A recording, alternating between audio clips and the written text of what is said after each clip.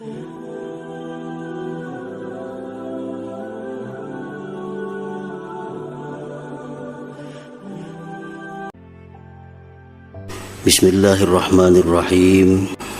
Allah menyuruh berbagai macam kebaikan kepada kita, manfaatnya itu kembali kepada kita. Sedikit pun tidak akan kembali kepada Allah Subhanahu wa ta'ala.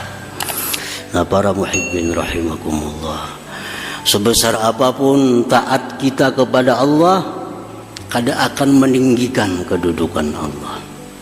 Sebesar apapun ibadah kita kepada Allah, kada akan menambah kemuliaan Allah. Sebesar apapun maksiat kita kepada Allah, sebesar apapun ingkar kita kepada Allah, sedikit pun kada akan menurunkan ketinggian derajat Allah Subhanahu wa ta'ala. Jadi perbuatan taat yang disuruh Allah kepada kita untuk kita, untuk kita. Perbuatan maksiat yang dilarang Allah kepada kita itu pun untuk kita. Karena setiap maksiat itu ada mengandung mudarat. Setiap maksiat baik kecil ataupun besar, di dalamnya ada mudarat, ada bahaya. Nah, oleh karena itu Allah melarang kita, jangan melakukan ini supaya kita jangan mudarat. Bukan kembali kepada Allah Subhanahu wa ta'ala.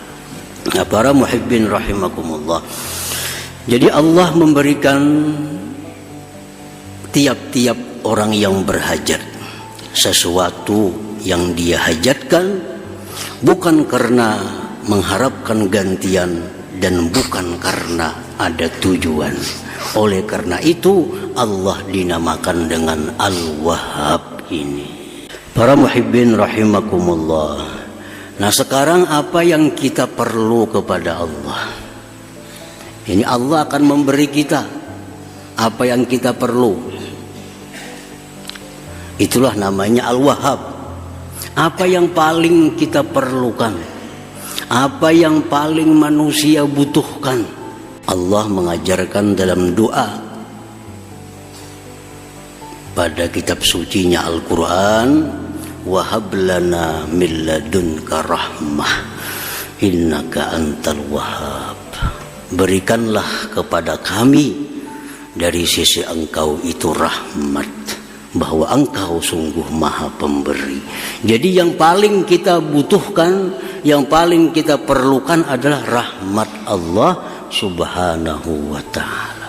Nah, apa itu pengertian rahmat secara lengkap? Rahmat itu biasa ringkas disebut kasih sayang. Nah, pengertian rahmat itu secara lengkap oleh ulama dijelaskan bahwa yang namanya rahmat itu mencakup 6 perkara. Jadi bila kita minta, ya Allah berikan hamba rahmat, berarti ada 6 yang kita minta. Apabila Allah memberikan kepada kita rahmat, berarti salah satu di antara 6 ini yang dia berikan kepada kita. Nah, pertama yang disebut rahmat itu husulul iman wat tauhid wal ma'rifah bil qalb. Hasilnya iman, tauhid, ma'rifat di dalam hati. Itu rahmat. Kita nih bisa beriman kepada Allah, itu dapat rahmat Allah. Kita bisa mentauhidkan Allah, itu kita dapat rahmat Allah. Kita bisa mengenal Allah, nama-namanya, mengenal sifat-sifatnya, berarti kita dapat rahmat Allah. Nah, pertama itu hasilnya keimanan, tauhid, ma'rifat di dalam hati. Nah, itulah bagian pertama dari rahmat. Yang kedua, husulu nurit ta'at wal ibadah fil jawarih. Hasilnya cahaya taat dan ibadat pada anggota tubuh. Kita menuntut ilmu sekarang ini, berarti kita dapat rahmat. berarti kita dapat rahmat. Kita membaca Al-Quran, berarti saat itu kita dapat rahmat. Kita sembahyang, kita baca salawat, nah saat itu kita dapat rahmat Allah Subhanahu wa ta'ala. Nah, bagian yang kedua dari rahmat itu adalah hasilnya taat ibadah di anggota-anggota tubuh kita. Nah itu rahmat juga ngarannya. Kita kawa sembahyang, berarti kita dapat rahmat. Jakanya kita kada dapat rahmat, kita kada kawa sembahyang. Jakanya kita kada dapat rahmat, kita kada kawa berkumpul di sini. Jakanya kita kada dapat rahmat, kita kada kawa baca Al-Quran. Karena dapat rahmat itulah kita bisa sembahyang, kita kawa nuntut ilmu, dapat rahmat. Yang kedua, yang ketiga, husulu suhulati asbabil ma'isha minal amni was-sihhati wal kifayah. Yang namanya rahmat itu hasilnya kemudahan, sebab-sebab kehidupan, keamanan, kesehatan, dan kecukupan. Nah itu rahmat. Kita ini aman, kada ada perkelahian, kada ada permusuhan, kada ada peperangan. Berarti kampung itu kampung yang dapat rahmat. Kita sehat, kita cukup dalam kehidupan, itu berarti dapat rahmat Allah. Yang keempat, husulu suhulati sakaratil maut, hasilnya kemudahan waktu sakaratul maut. Kita dapat kemudahan sewaktu menghadap Israel. Israel itu pasti datang kepada kita. Kita pasti bertamu lawan Israel. Ada yang sulit, ada yang mudah. Nah kalau kita mati dalam keadaan mudah, berarti dapat rahmat kita. Dapat rahmat. Nah yang kelima, husulu suhulatis su'al fil qabar, hasilnya kemudahan menjawab munkar nakir di kubur. Marabbuka jar munkar nakir, mudah menjawab Allahu Rabbi. Waman nabiyuka, siapa nabi engkau? Muhammadun nabi, mudah. Nah kemudahan menjawab munkar nakir itu rahmat Allah. Rahmat Allah.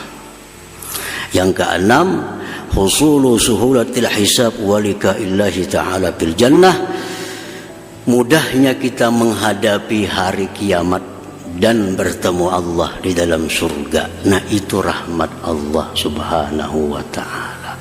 Nah para muhibbin rahimakumullah, jadi bila kita berdoa lawan Allah, Allahumma rahamni misalnya, ya Allah berikan aku rahmat, berarti kita minta yang 6 tadi.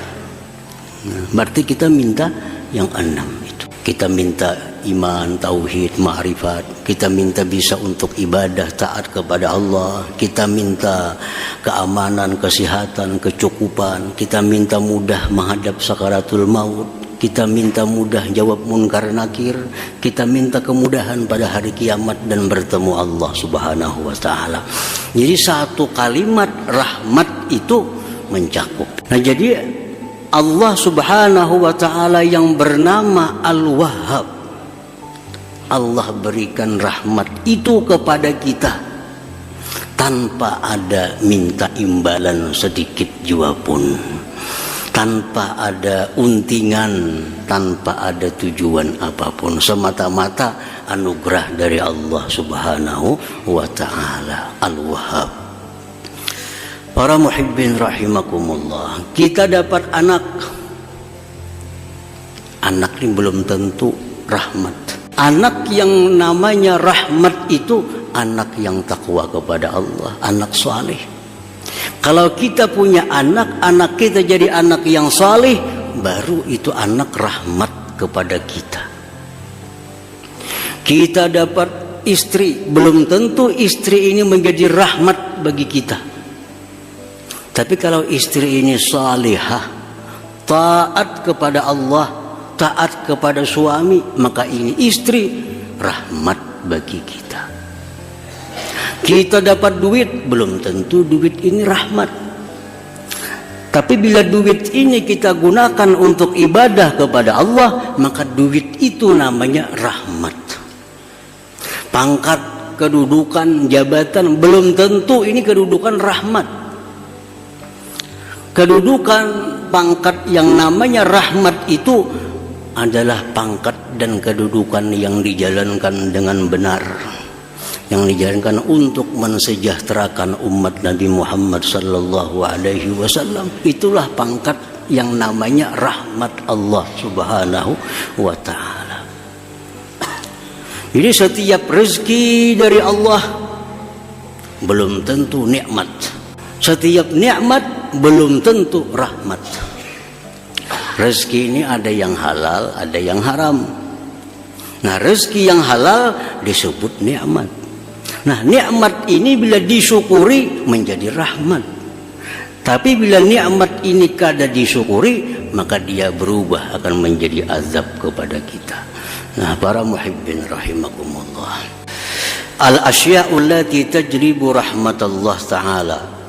Ini sesuatu yang membawa, yang menarik rahmat Allah. Nah, begitu pentingnya rahmat Allah, kita disuruh untuk mencari rahmat itu. Di mana kita mencari rahmat Allah? Nah, di mana andaknya rahmat Allah itu? Pertama, kalau kita hendak dapat rahmat Allah itu, satu, doa. Nah, berdoa. Dan doanya pun diajarkan oleh Allah. Doanya pun diajarkan oleh Rasulullah. Rabbana la tuzigh qulubana ba'da idh hadaitana wa hab lana min ladunka rahmatan innaka antal wahhab. Nah, baca aja doa itu memancing datangnya rahmat kepada kita. Dan rahmat ini kada diberikan Allah kepada semua orang.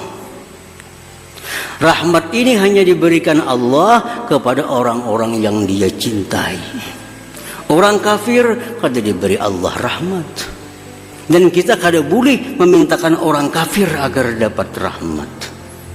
Kada boleh. Ada orang kafir, mudahannya diberi rahmat, kita nang berdosa. Doa untuk orang kafir itu hanya satu. Ya Allah, berikan dia hidayah kepada jalan yang benar. Allahumma hdih ila siratil mustaqim. Kita melihat orang kafir, melihat orang musyrik, doakan agar mereka dapat hidayah, petunjuk dari Allah. Jangan didoakan dapat rahmat. Karena rahmat itu Allah kadang akan memberi kepada orang kafir. Rahmat hanya diberi kepada orang-orang yang dicintai oleh Allah Subhanahu wa ta'ala.